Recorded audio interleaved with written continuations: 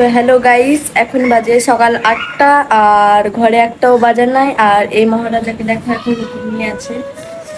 তো কই গো, উঠো, ঘরে একটাও বাজার নাই। ওই ওই ঘরে একটাও বাজার নাই, যা বাজার করে নিয়ে এসো। তো গুড মর্নিং গাইস, আমি পুচকিকে রুমে রেখে সকাল সকাল বাজার করতে এসেছি এবং কি কি নিচ্ছি না নিচ্ছি সব কিছু তোমাদেরকে দেখাবো এই ব্লগে, ঠিক আছে?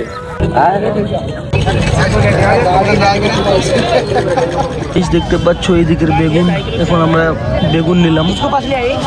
পাচ্ছ গাইস, অনেকই এখানে মানে সস্তা সস্তা জিনিস পাওয়া যায়, বেগুন টেগুন সব। তো গাইস দেখতে পাচ্ছ বরকটা আর বেগুন নিলাম এখন আমরা পেঁয়াজ নিলাম।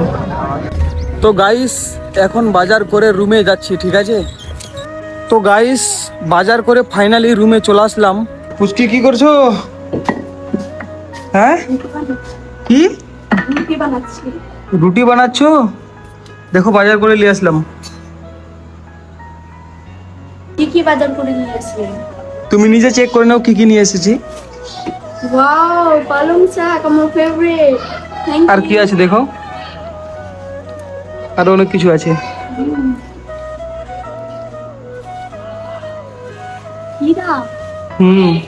হীরা তুমি ভালোবাসো না?